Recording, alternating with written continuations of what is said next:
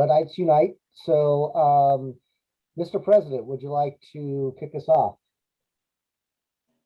Yeah, thanks everybody for coming and meeting with us today. We've got Michael Wood here, the Director of OSHA, who's going to kind of walk us through the new temporary rules, kind of how they came to be and how we're going to proceed from here. Looks like we've got quite a few people hopping on, so we'll forego the member introductions. But you know, this is something that we've kind of dealt with for a long time. Usually when we get into the heat of summer, we make alternate plans to start work early, finish up early, and really avoid situations where our employees can have issues. And you know, we did the same thing with COVID. We got out there in front of things, started changing the way we operate even before rules came out. But with the sad situation that happened the last few weeks with a farm worker dying on the job, it's something that needed to go forward on with the temporary rules. So I'll shut up now and pass it off to Jeff. But thanks everybody for meeting with us today. So just a little outline, directions and kind of lane changes that we'll undergo today. I would like to welcome Renee Stapleton as well from OSHA. So welcome Renee, and of course Director Wood. Today's intent is to go through the high points of the rule, and I'm very pleased that we have Director Wood here to do just that. We want to spend most of the time doing Q&A. And because the questions that you have, I'm certain that other members will have. As I don't have to tell you, but Director Wood and Renee are our guests, and we're grateful that they said an immediate yes when we asked for this opportunity. And just a little bit of background, and we'll let Director Wood take it away. I am part of the Rule Advisory Committee that OSHA has been putting together for smoke and heat. And that has been going on for some time. And so that is continuing in its process. But when there was a farm worker death, we certainly wanted to get ahead of this and talk to Director Wood, talk to Renee about doing a full investigation, make sure that we understand exactly what happened, but also recognizing that we were going to get a temporary rule. I want to give, from the onset, Director Wood a lot of credit for listening to what the advice was of our leadership to look at a heat index and kind of how do you then manage your workforce in a way that reduces the amount of risk. As Kyle said, we do predominantly already, but it was important that, and I think it was, we're gratified that Director Wood listened to that part of our advice. So we'll go to Director Wood and Renee. I've allowed them to share screens. Keep your questions, and Director Wood, you can do it in any way that you wish in terms of stopping and asking for questions. But we will conclude at 2 o'clock on the nose because we would like Director Wood and Renee to say yes again if we ask them that it's not an endless time suck. So Director Wood, Renee, welcome, and the floor is yours. So thank you, Jeff, and thanks to all of you. So yeah, for anybody who doesn't know me, I'm Michael Wood. I'm the administrator of Oregon OSHA. I've been in this job for 15 years, and before that, I spent a couple decades working for the state of Washington. I mention that because in the context of heat, in the quarter of a century that I've been actively working in safety and health regulation, the environment is changing. I mean, I doubt that that's news to any of you. You have to deal with it. And that's one of the realities that I think we're simply facing. It's the reasoning that was behind including the heat and smoke rulemaking in the governor's executive order in early 2020 that dealt with a number of things related to climate change and addressing the impact of issues, but included and the health authority to work together in order to develop heat and smoke rules. Originally, by the end of June 2021, we and OHA did end up busy on some things that had not been part of our long-term planning. And so we slipped that deadline fairly quickly. We actually last summer had talked to the governor's office about the fact that we'd be looking at September. Now that was for a proposed rule, but never would have put a rule into place for this season. There had been some discussion about temporary rules. I had pretty well decided that we'd do a temporary rule related to smoke. And that's probably still in the offing. And then there were beginning to be some conversations about heat. And then that heat dome event hit, which, you know, the fatality and certainly in the workplace and outside the workplace, the multiple fatalities that came in that heat wave were tragic and were, you know, on individual levels, not something that anybody, you know, hoped for, expected, planned for. But they drove home the fact that we can get hit fairly quickly with heat-related issues. But they're also a reminder, you know, in the sense that we were relieved as the temperatures dropped back to 90 degrees. That was a reminder that even cool right now isn't really cool, and that we still have some issues with heat. So we did move quickly, based in large part on the discussions that had already occurred in the rulemaking advisory committee. We assembled a draft. We had the opportunity to have a discussion with a few of the stakeholder members of the rulemaking advisory committee. As we were pulling that draft together, Jeff was one of those. And as he said, one of the things that clearly came out of that discussion was the notion of looking at the heat index. And I'll come back to that in a minute. Our website does have a number of useful resources, including, see if I can successfully share the screen. Come on. Including this fact sheet, which goes through the key requirements, really pretty much covers everything, and it's a little bit more digestible than the rule itself. And the key requirements are that you need to have access to shade beginning at 80 degrees for the AQI, or excuse me, not the AQI, the heat index, running my indices together.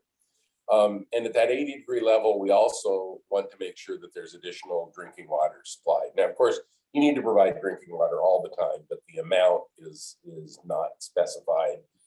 This says that in the context of heat, we do want enough supply of reasonably cool water that each individual can consume 32 ounces per hour. And you can do that. Actually, it's hard to do that by supplying it all at the beginning of the shift, unless you have some pretty decent coolers. The idea is that you can do that over the course of the day through some mechanism that allows you to replenish it, but that basically always allows folks to have at least that 32 ounces an hour.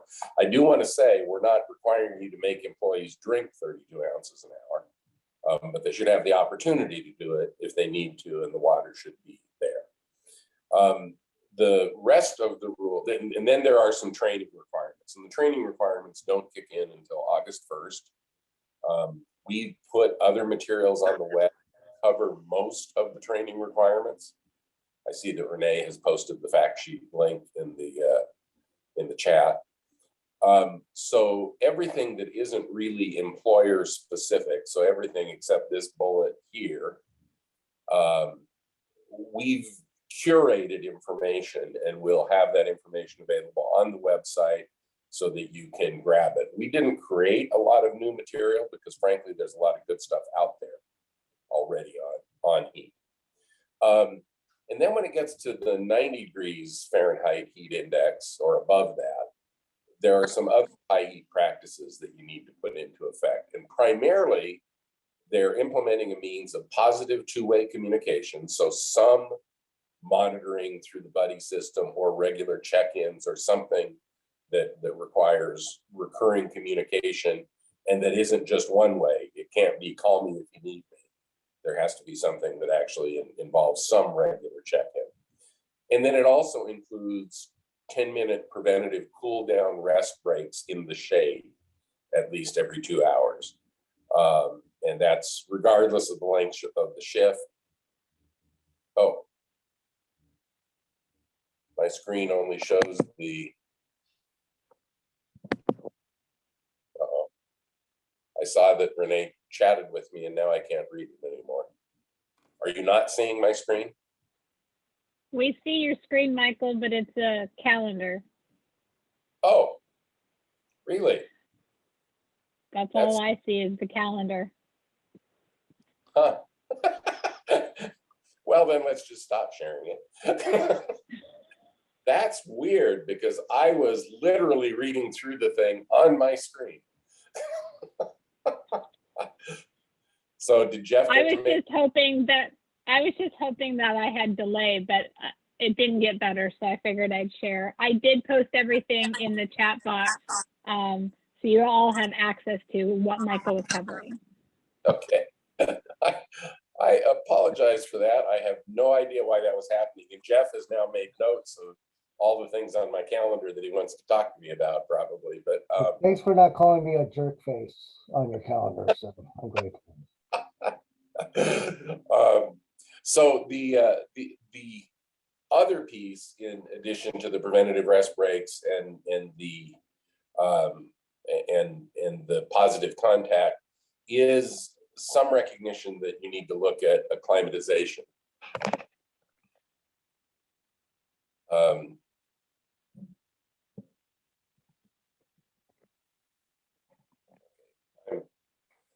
back on one camera anyway. And so it doesn't specify what acclimatization means. So really what this is doing is reminding you that in circumstances where you're dumping somebody into heat that they're really unaccustomed to, or where the heat jumps up, that you need to pay attention to staggering the work. And that if that's not possible, you really need to think about increased monitoring just until you're sure that somebody has adjusted to the higher temperatures. Frankly, that's something we would expect now.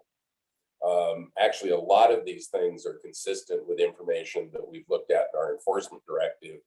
And part of what this does is just provide you more explicit and more specific guidance about what you need to have in place. And certainly the elements of the training are pretty specific.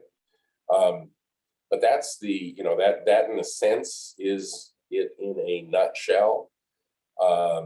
It isn't groundbreaking in the sense that I think these are all pretty well understood practices, and we certainly recognize that heat is a real hazard and that heat's a variable hazard. People don't respond the same way. People don't acclimatize the same way. And so you can have a situation that doesn't bother one person, but that's causing another person severe distress. And I think the other thing this rule is based on, and the reason for the back and forth communication, is a recognition that is true in so many cases, self-diagnosis when you're in heat distress is not a good practice to rely upon. The other thing I want to mention specifically in the context of nurseries, now the rule applies to indoor and outdoor workplaces that are subject to outdoor heat. So basically, if the work process isn't generating the heat, then you need to pay attention to it in the context of this rule. We tell employers that they can rely on that in calculating the heat index for indoor spaces, they can measure the temperature and then rely on basically they can just plug the temperature in and use the outdoor humidity in order to calculate the heat index. I do want to say that there is, of course, one industry that introduces not heat into its process, but liquid into its process. And I certainly hope, although we wrote the rule with that kind of loophole in it, that in nurseries, when you're looking at the effects of heat in the houses where you're also introducing moisture, that you'll measure the heat index accurately by taking not only the temperature, but the actual humidity inside the space into account, and that you'll provide the additional protective measures there. I can't tell you that's required, but it's obviously smart because that's a real reflection of the risk that you've got in those environments. So that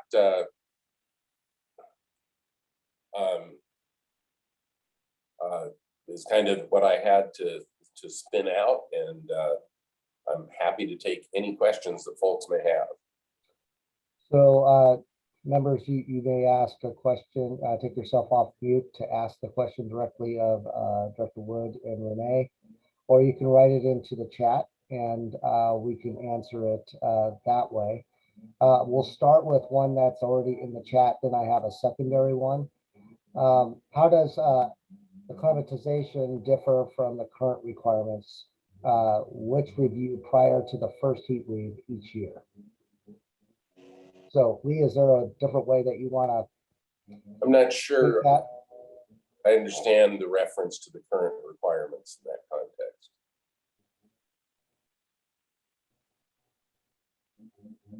Jeff, do you want me to clarify? Yes, please.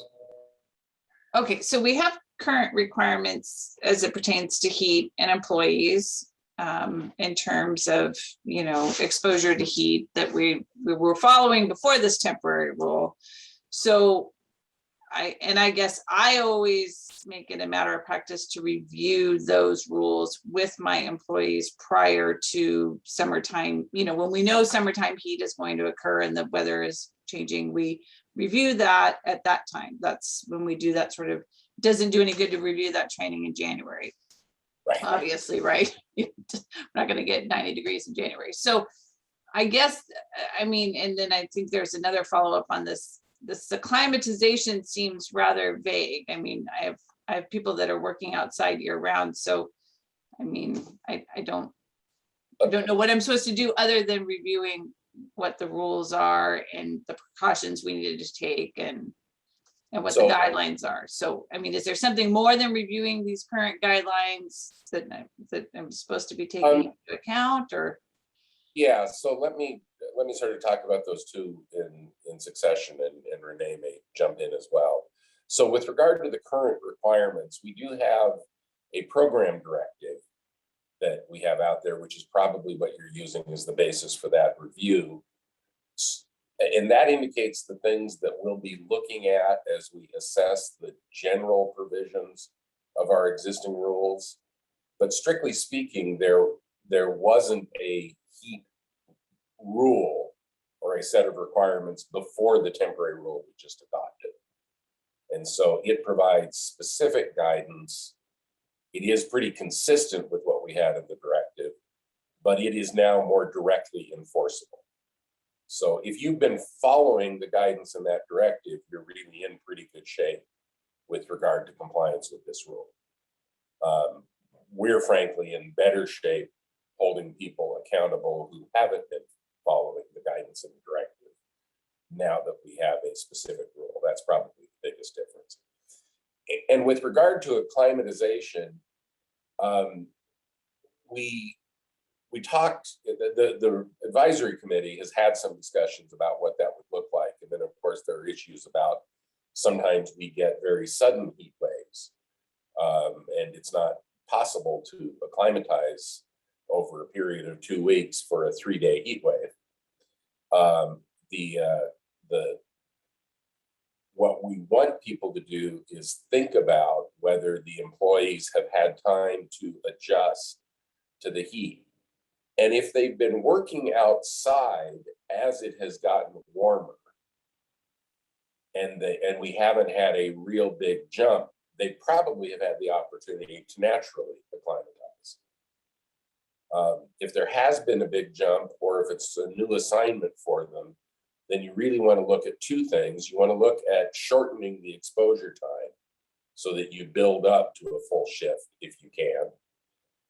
And if you can't, or in tandem with that, you want to look at increased observation to make sure they're not in distress until they're acclimatized. So that if you have sort of a normal buddy system, you might simply assign their buddy as somebody who's very experienced and tell them to be really aware of whether it looks like the new guy, is having problems and is trying to just push through it, and call him on it if he is. I don't know if that helps Lee to put a little bit more flesh on it. It isn't specific, which means from the standpoint of citing it, we would need to be able to defend what the employer was doing as being clearly deficient before we'd be able to sustain a violation. But we didn't want to lose sight of the fact that acclimatization is important. So we sort of put, as you said, a pretty general requirement in the rule.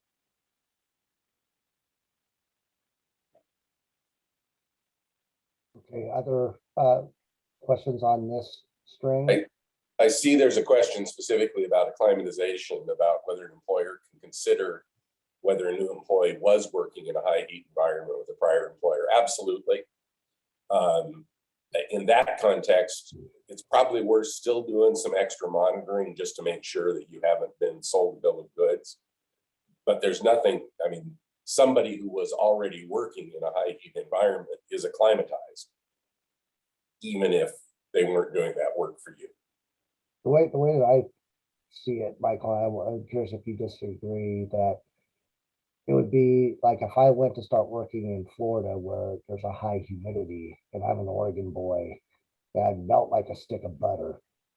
I would not be able to, jump in as readily as other people who know that area, right? Yeah, it's you would want, and similarly, although when we get into high heat, our humidity is fairly low, but it's not as low as it is in some place like Arizona.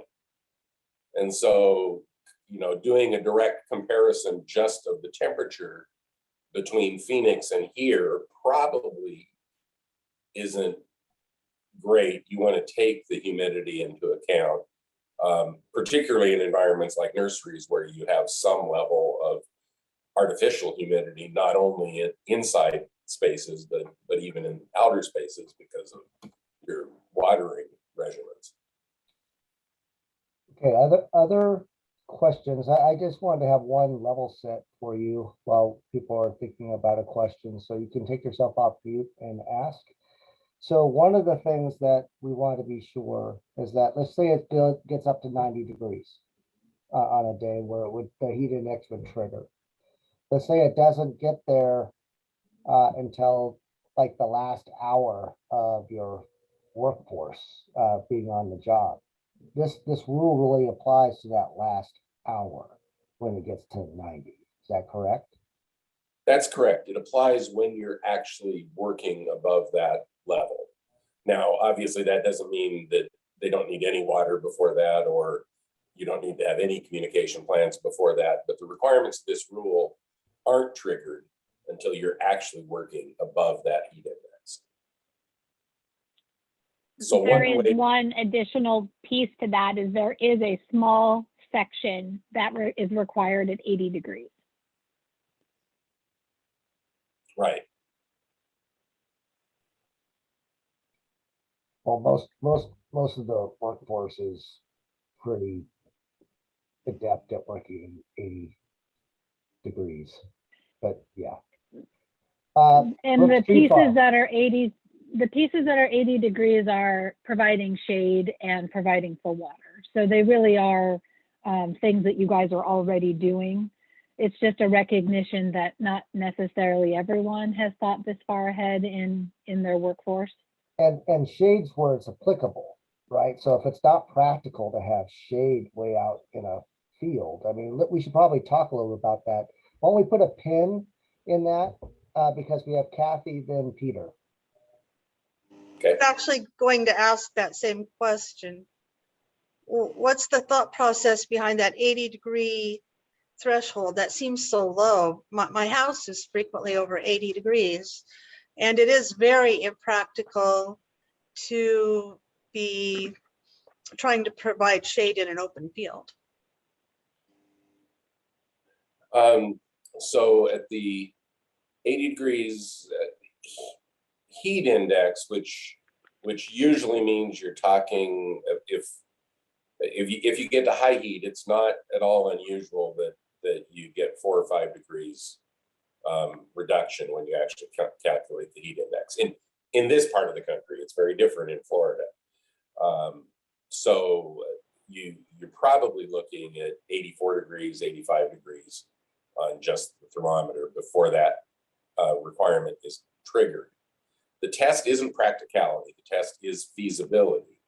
So if you can provide shade, if you can provide shade, you need to. It needs to be reasonably accessible, and it doesn't really need to be reasonably accessible to the worker at all times, as long as it's part of their natural workflow. So saying that, you can walk back to the warehouse 15 minutes and there's shade in there wouldn't be readily available, but you don't have to drag it behind you as you walk every row in the fields. The other thing to remember is shade doesn't have to be a large structure. You literally, if you angle it right, you can use a golf umbrella to give an individual sufficient shade to comply with what this rule lays out. You certainly can use canopies or tarps. I would not use heavy tarps. I'd use something lightweight, but you can use those to provide shade as well. The requirement to take the break in the shade doesn't kick in until you get above 90 degrees of the heat index.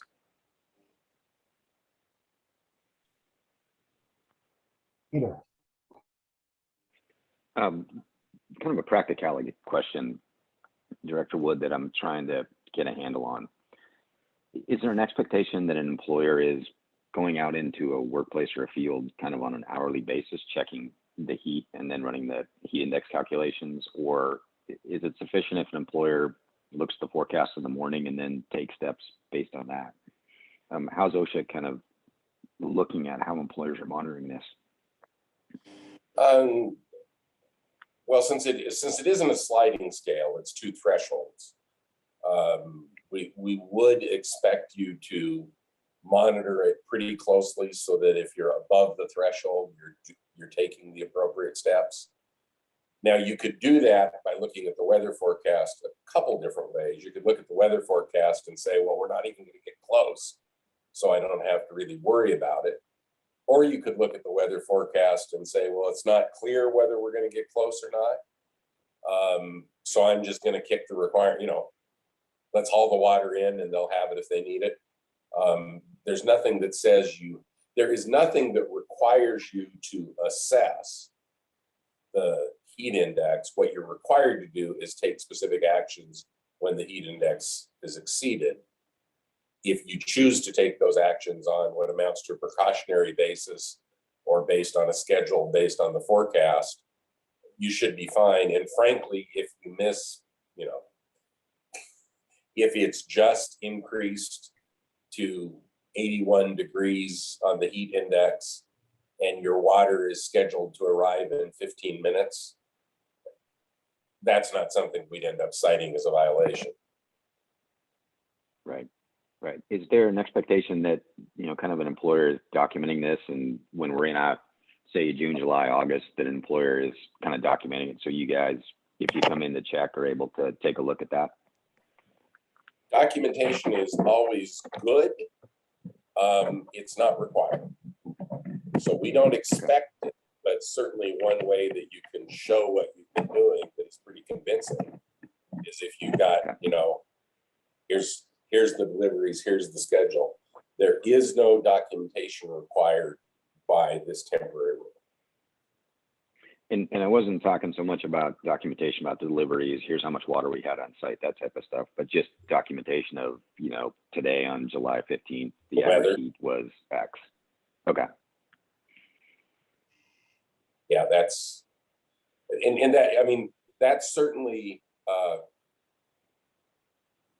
if we go out there and you happen to not be in full compliance when you're slightly over the threshold, having a set of hourly measurements that shows what it has been the previous 2 weeks, so that we know you're watching it closely and you really just got unlucky, makes it less likely that we look at that for a violation. Okay. Yeah, I can't take the lawyer out of me. I just can't help it. So, yeah, I understand. It's an affliction. Other questions? Larry, did you have a question? You're on mute. Yeah. I don't want you to listen to the background noise.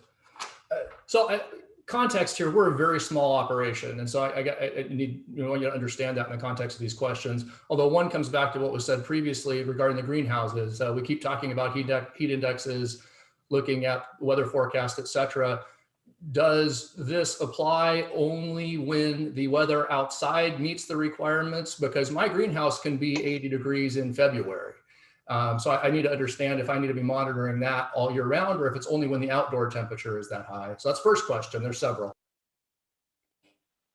So if the greenhouse is the source of the heat, then the work process is the source of the heat. You need to look at controlling it, but you're not specifically covered by this rule. I mean, the test I use, because some people will talk about restaurants and say that it's the stoves. Well, to tell you the truth, we don't get a lot of complaints about hot restaurants in February. Yeah. Because it's the weather, and the stoves make it harder for them to control the temperature due to the weather. But if your process is essentially the same temperature year round, then we'd be covering you under the general guidance about heat process. And you certainly should still be paying attention to the same sorts of things, but you, strictly speaking, would not be covered by the rule. Okay. Am I allowed to ask more questions, or should I let someone else? Thank you very much. I was wondering how that might fit with the process generating heat exemption, I guess. Regarding water and shade, so once again, very small operation. There is water and shade accessible to my employees with probably less than 500 feet from any place that they go on my property. As long as they know that they're allowed to go to the shade or get water when they need it, do I need to be delivering those things to them, or can they simply access them themselves?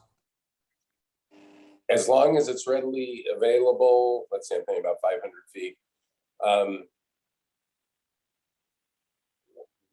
If you're in high heat situations, now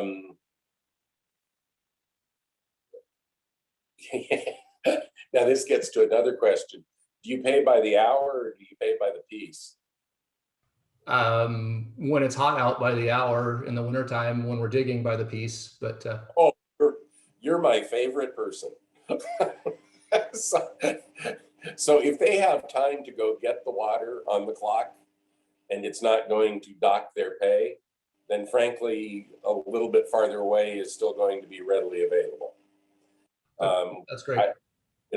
If you were still paying by the piece, so that it actually was going to cost them money to go get that water, then we'd probably push a little harder on making sure that it was readily available. Go ahead, sorry. When you get above the 90-degree threshold, you do need to make sure that they're actually taking the breaks and going into the shade. Again, the fact you're paying them by the hour is going to make it easier to enforce that. We don't prohibit piece rate, but obviously, I think probably if there's one thing you can do to avoid having people push too hard when it's hot, it's looking at modifying your pay scale, even if you normally use piece rate in the summer. So then the monitoring aspect, and I may be opening a can of worms here. Once again, very small. I have a day job. I'm not always here. I'm here at times. So I can communicate things to my employees. I can set expectations for them. I can even arguably tell them they're not allowed to work when it's greater than 90 degrees out, which honestly may be what I do as a result of this rule, in order to avoid potential issues, and just force them to modify their schedules if they want to put a full day in. But I can't effectively monitor them. I'm not here all the time. So the monitoring required by the rule is simply making sure that there's another person who is expected to be aware of that individual's condition and state. And so one way that you can absolutely do that is by having buddy system, or by designating, one person to just be aware. You also need to, and you probably already have these in place. If you're not there, I'm sure that your employees know that they can contact emergency services without talking to you first. Sure. And so as long as everybody knows that they can, dial 911 if someone's overcome, and there's nobody who is working without anybody aware of their activity or condition, then you're in compliance with the rule. We don't have to have supervisors on site in order to do the Okay. Thank you. Wes Bailey, you have a question? Yeah,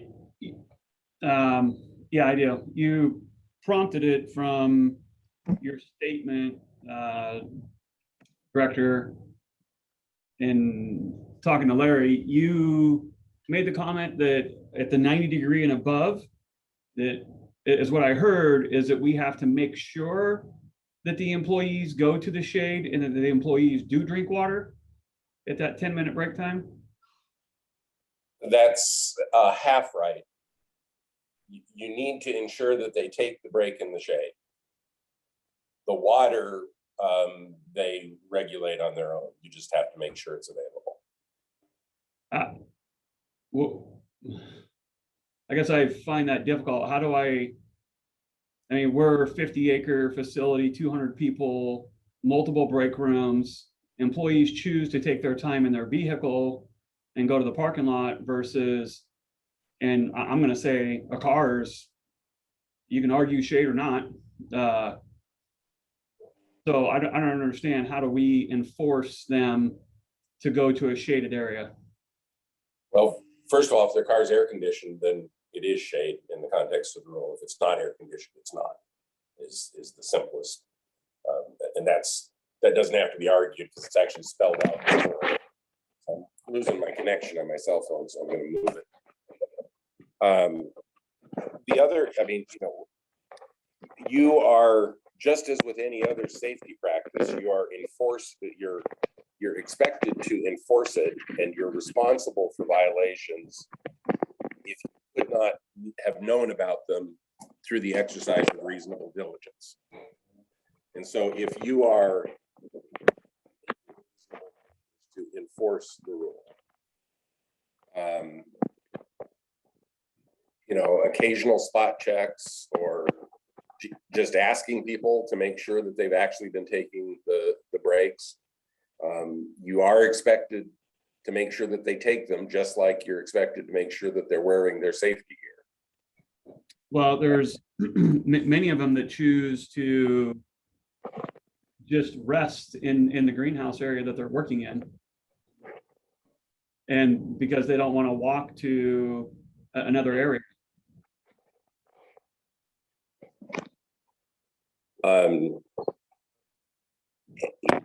If that doesn't qualify as shade in the context of the rule, you need to make sure that they understand that you expect them to be where they're supposed to be. It really is just like any other safety in the context of the rule. See, that's a difficult one. Seems like it's going to potentially put a lot of friction between the employer and the employee, as into forcing them to do something that don't feel like that they need to or want to. And you know, I don't want to sound glib, that enforcing requirements is always a challenge. In the context of safety and health rules, it's, I mean, it isn't unusual at times that there's a certain amount of struggle over employees perhaps not seeing the safety rules as necessary, whether it's, you know, wearing the appropriate fall protection gear or whatever. So Director Wood, maybe this is a different way to get at Wes's question, Wes, if with your indulgence. Say it's Stone Farms and we know it's going to get over 90 degrees and I have a big operation like what Wes was talking about. And so we have a meeting. We said we're going to start early because it's going to get hot. And just remember that you need to get water, you need to get shade, or you need to be able to be aware in case anybody gets it under duress. And then they could choose, the employees could choose to go out to their truck that may be air conditioned and cool off there. But as long as they're doing good self-care, and it may be in the greenhouse, it might not. And maybe there's some other rest facilities that are elsewhere within the nursery. Is that sufficient in terms of good faith effort to try to make sure that your employees are as safe as possible? The key is they need to be in the shade and they need to be not working. That's all the rule specifies. I mean, if it's a really big operation, I assume there are also other supervisors in the mix. And you know, and you. There are other supervisors, but I could be a supervisor of one department and my employees are spread across the 40 acres and there's one supervisor for that department. So the shipping department, they work in every greenhouse. And so just physically not possible for that supervisor and even that manager to go to 16 different greenhouses at break time to ensure that every employee has left the greenhouse. If there's not shade in that. I mean, there's even areas and there are shade in the greenhouse, so they can go to those areas within there. Yeah. Then you need to use a system of spot checks to try to find out if people are doing what they've been instructed to do.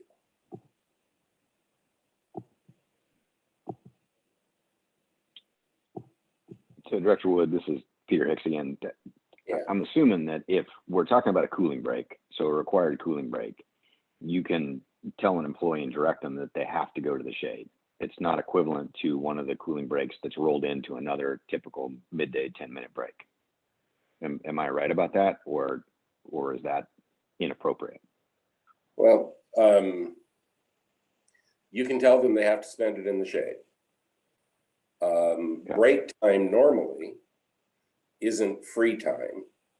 I mean, the employers can direct employees to take breaks in designated break rooms, even in the normal course of events. I suppose if an employee got really pushy about the lunch break when it's not compensated, if somebody was really pushing back then and said, I'm taking my lunch break where I'm taking my lunch break and you can't say anything about it, it would probably be harder to enforce it in that case. But that's only one break, first of the day. But in your view, if it's excessively, especially the breaks after 90 degrees where you got to make them take the cooling breaks, in your mind, it's okay if we say, hey, you got to go over to that cooling tent Yes. right now. That's the only place you can go. Okay. Yeah.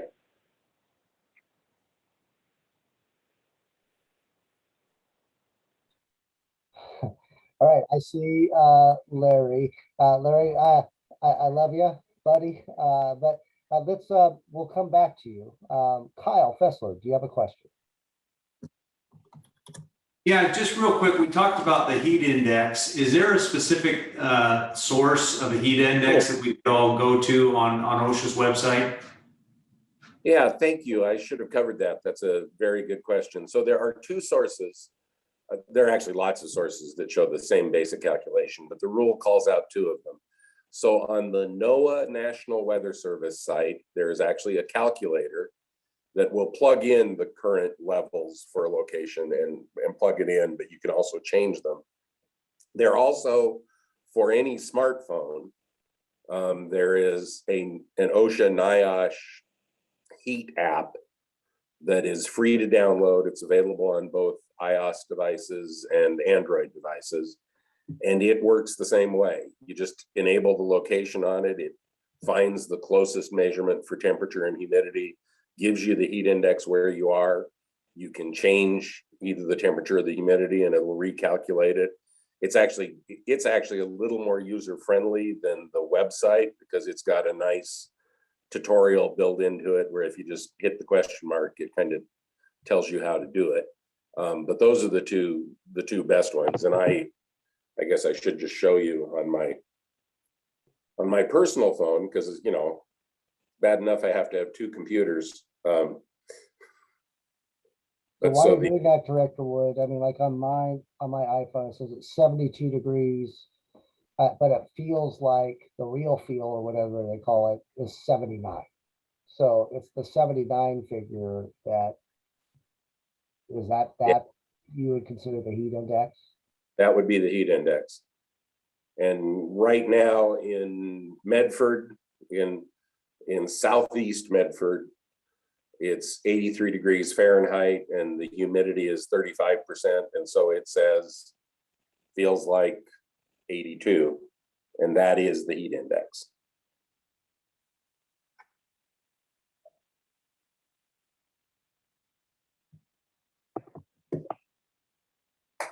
And I don't know whether Renee put the links in, but I see she did note that we're actually going to be putting out a tutorial that helps you walk through using the NIOSH app.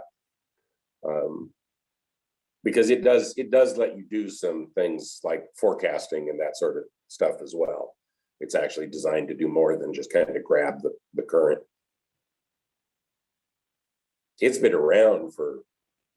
Yeah, I mean, with 10 years, they say.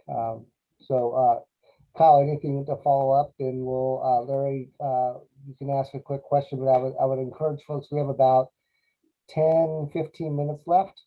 I want to make sure that you get any questions. And Director Wood, I'm sure there'll be plenty of questions that come up afterward that we would welcome the opportunity to put together some questions and just try to get your feedback then. So people don't have to feel like they have to go live.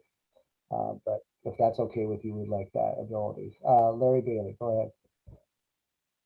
Thank you, Jeff. Training materials wise, I saw that there was a plan to put out the fact sheet in Spanish language. I don't really think that probably qualifies as training materials though. Is OSHA planning to putting out anything more specific, or would that qualify?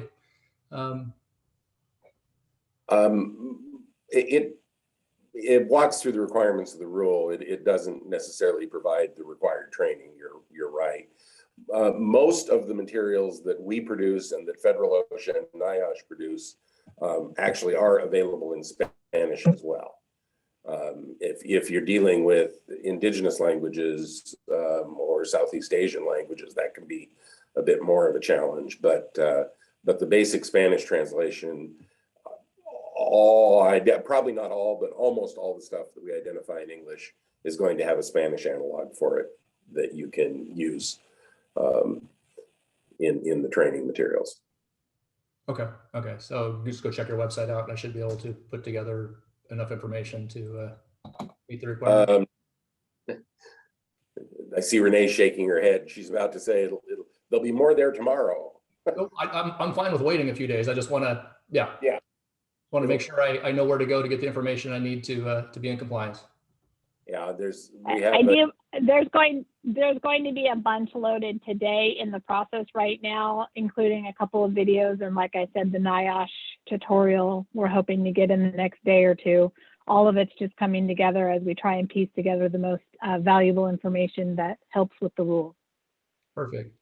Apparently I sound like I'm in a well. That's what I've been told. But we would love to have you send us those things. We can put it all in one place.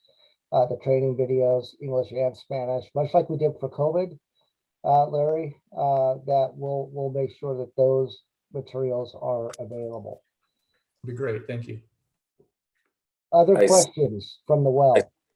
Question in the chat box, Jeff, from Kristen Kristen. about where to measure the heat index in the nursery. And the short answer is you need to measure you're required to measure the temperature where the workers are working, and then you can apply the humidity. Obviously, like I said earlier, it'd be nice if you measured the heat and the humidity. But you can do that where they're performing most of their work. You don't have to take the worst case scenario in the nursery and measure it there. You can essentially measure it at the point where they are working.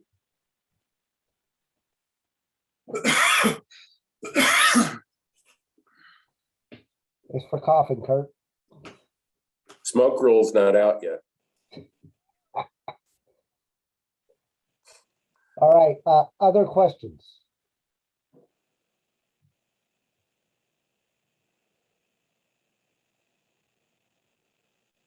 Okay. Kyle, do you want to, since I'm Timmy in the well, do you want to close this out?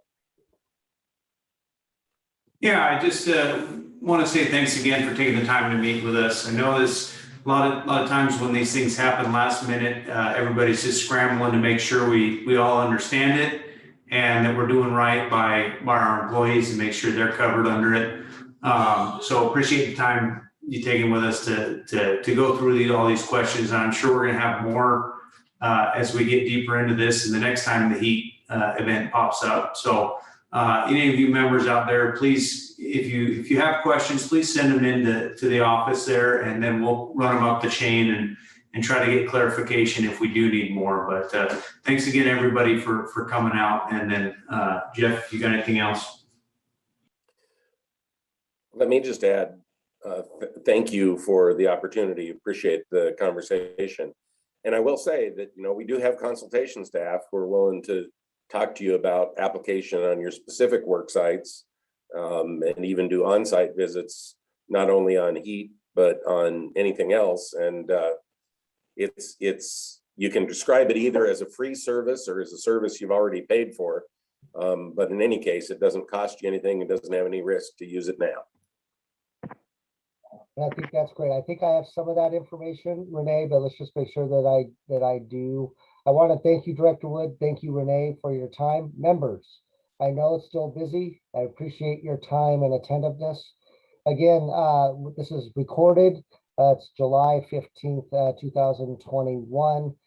Members, we will make this available to you, and then we will encourage you to send us additional questions. Thank you, Director Wood. Thank you, Renee. Thank you, members.